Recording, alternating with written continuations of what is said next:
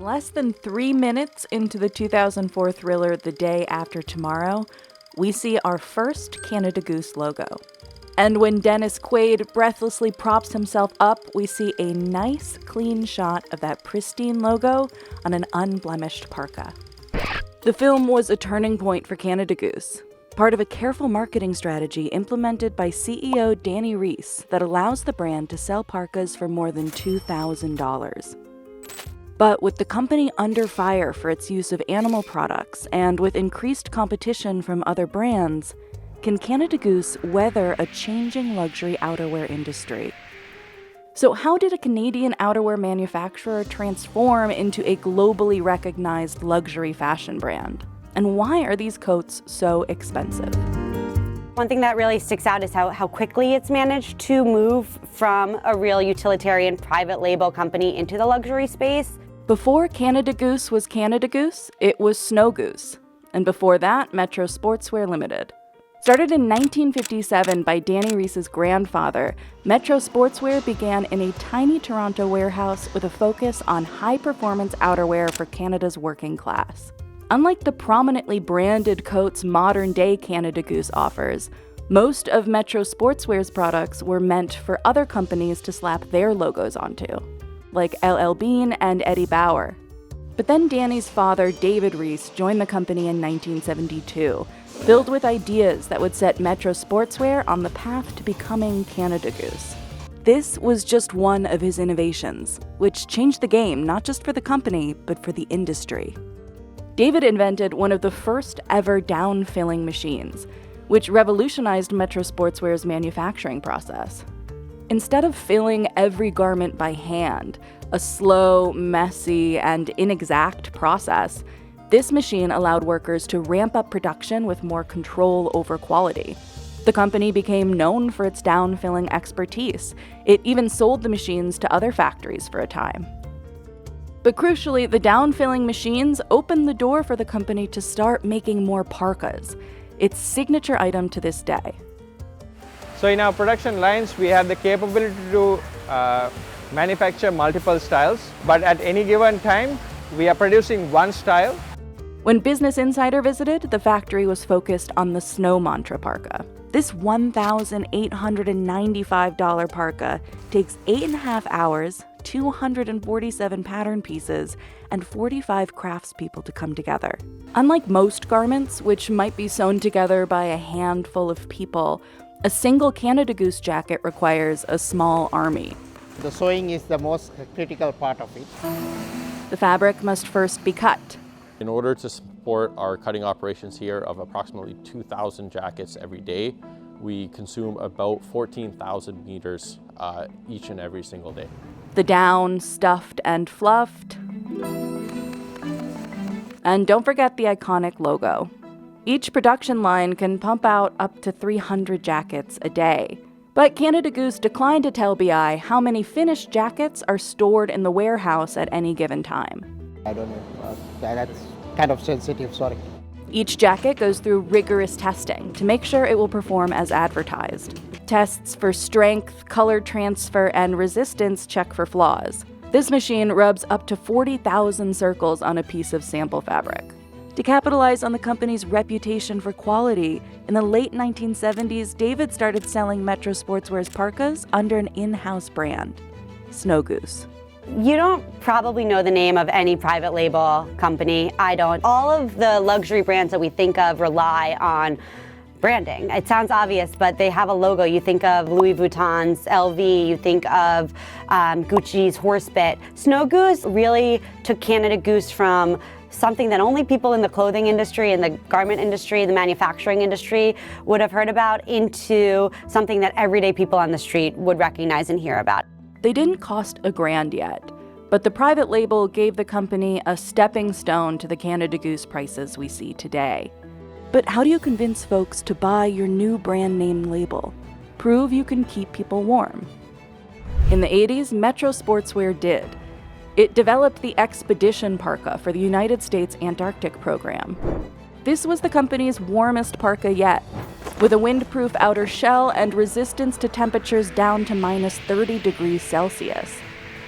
and a logo that looks incredibly similar to the Canada Goose logo we see today. Scientists nicknamed the coat Big Red, and it became standard issue for the Antarctic program. You'll still see bright red scientists scuttling through the snow at McMurdo Base and South Pole Station today. Canada Goose sells a civilian version of the expedition parka. For $1,950, you can be as warm as an Arctic researcher. Until the early 90s, Metro Sportswear mainly served the Canadian market. But the early success of the Snow Goose brand helped the company take its first steps into Europe. Enter current CEO Danny Reese.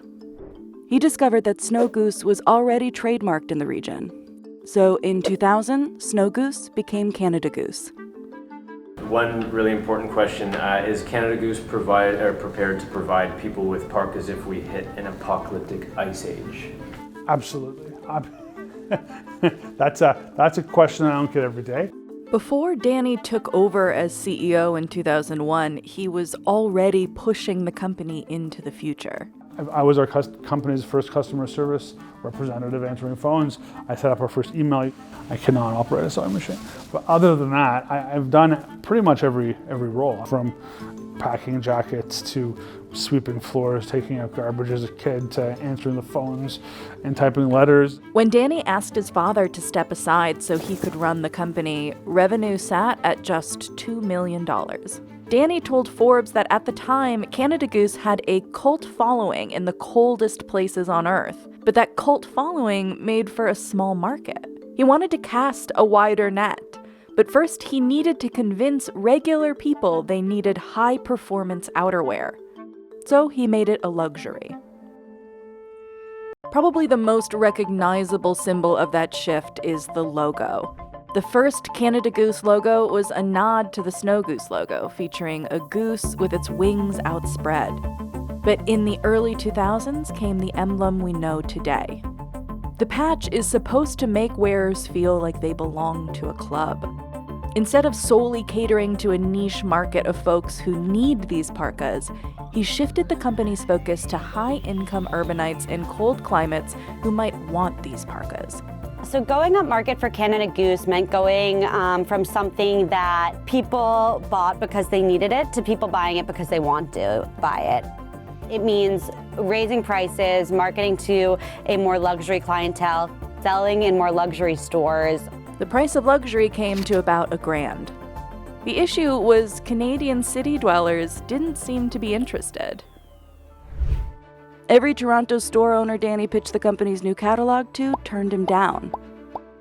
So he tried his luck abroad. Danny managed to persuade a handful of high-end retailers in Europe to purchase some parkas. And funnily enough, once Canadian retailers noticed the coats catching on abroad, they started placing orders, leading Canada Goose to re-import its product. By 2008, the company's sales revenue had grown to $16.4 million. And this growth came with next to no traditional marketing budget. Instead of purchasing prime-time commercials or two-page spreads, Danny handed out parkas to people who would be seen working out in the cold. Hockey players, bouncers, valets, even ticket scalpers were gifted jackets in the hopes that they become analog influencers. While this effort helped the brand build an aura of authenticity, it didn't quite capture the attention of the luxury consumers Danny was trying to reach. Things really picked up when Canada Goose entered Hollywood, with its appearance in 2004's The Day After Tomorrow. Canada Goose did not pay for this inclusion, according to its former head of marketing, but it did provide parkas to the entire cast and crew. Months later, moviegoers saw the logo once again in National Treasure. In 2012, Danny dove deeper into the entertainment world by sponsoring film festivals like Sundance and the Toronto International Film Festival. He gave out hundreds of coats to attendees, filmmakers and actors, people in the industry who would be seen. It didn't take long for the Canada Goose logo to pop up in paparazzi photos of celebrities like Emma Stone, Hugh Jackman, and Common. By the time Canada Goose filed for an IPO in 2017, it was reporting a revenue of $291 million. Canada Goose really embraced gifting before the influencer era where gifting has become really popular. It's a lot more authentic to see someone wearing something because they're choosing to wear it versus being paid to. At this point, Canada Goose products have appeared in over 300 film and TV productions around the world. Industry folks wearing gifted jackets is one thing, but leveraging that popularity to connect with the brand's actual consumer is something else. We've been a wholesale brand for so long, and we decided that we wanted to have direct relationships with our consumers. We wanted to sell online, we wanted to have stores. In 2014, the company launched its website, and in 2016, its first flagship stores in Toronto and New York City. Luxury is all about experience. It's about feeling good when you wear the product, feeling good when you're buying the product, feeling good when you're browsing for the product, and you can control that whole experience in a brick and mortar boutique. And what you saw was when Canada Goose started opening brick and mortar stores, analysts reported that they were actively siphoning off sales from other outerwear brands like North Face. In just 4 years, Canada Goose's direct-to-consumer sales went from zilch to accounting for nearly half the company's revenue in 2018. And today, it accounts for over 70% of its business. The company currently operates 72 retail stores and plans to open more. And while these plans reach across the globe, anchoring the company in Canada remains a priority. As other manufacturers in the industry picked up their operations and moved them abroad to cut costs, Danny made a bet.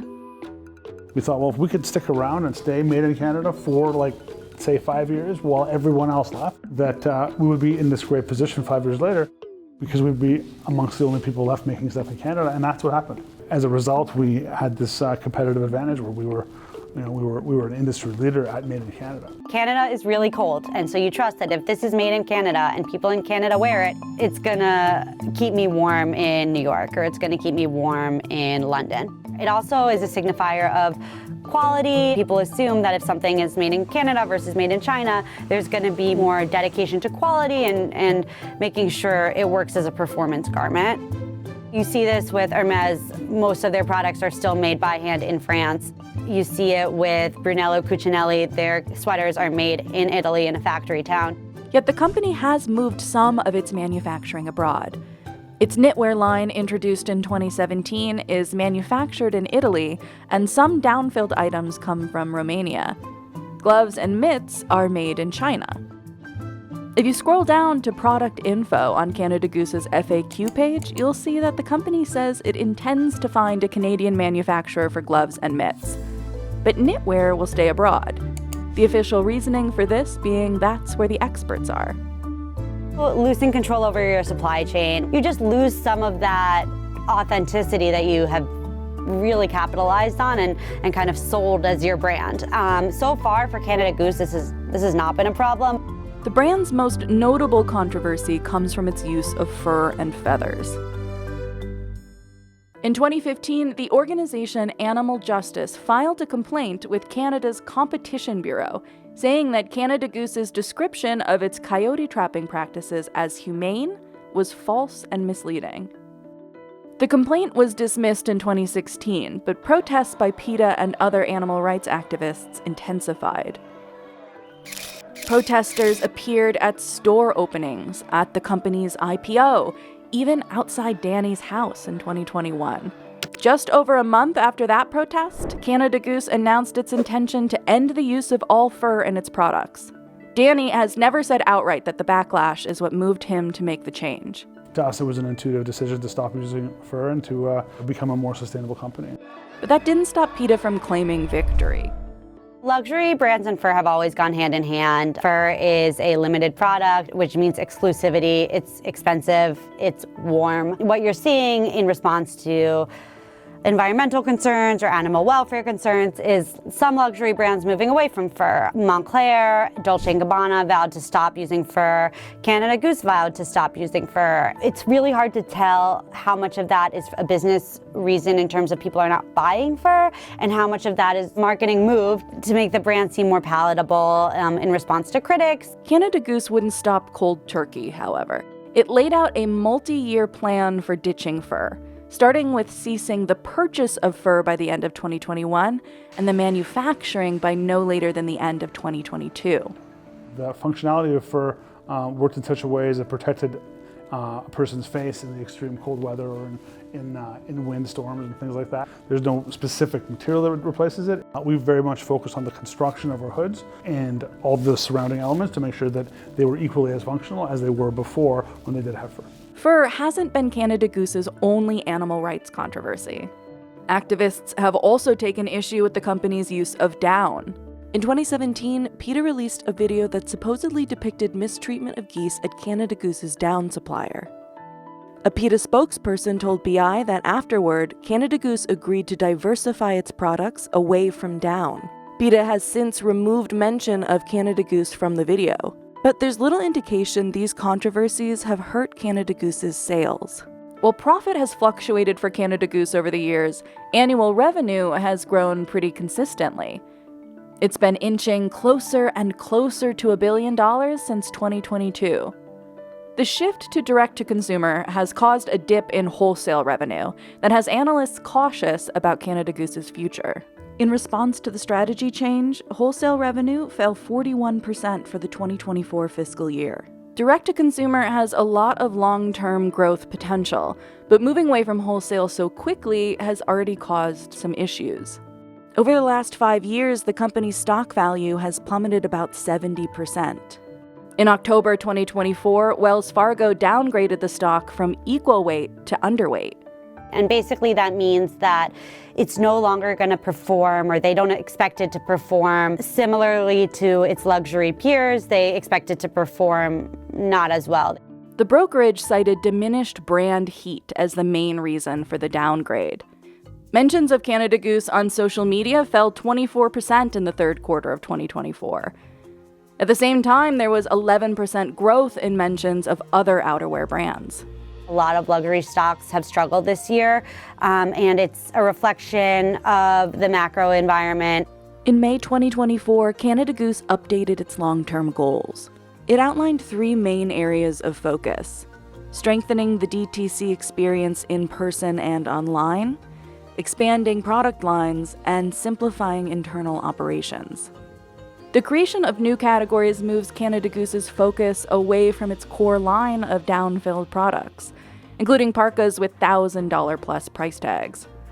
Shoes, home goods, and rain and warm weather clothing entice customers to buy more from Canada Goose year-round. For a company like Canada Goose, which is built off one really high-quality product that's meant to last your lifetime, it's really hard to create repeat customers, and it's a balancing act, because you want them to come back, but you don't want to move too far away from your niche, because then you lose that core hero product. In May 2024, the company appointed the fashion designer Haider Ackermann as its very first creative director. His first collection is true to form for Canada Goose, combining the old and the new in a 60-plus piece array based on the original Snow Goose line. It includes parkas, but also items from newer product categories like apparel and accessories. You want to be really careful when you're expanding your product range or broadening your market, because again, it's a lot harder to go up market than it is to go down. Danny told Vogue Business that bringing Ackermann on was part of a strategy of infusing a new energy into the brand, but in a way that stays true to our heritage. It's classic Canada Goose, mixing its established authenticity with innovation.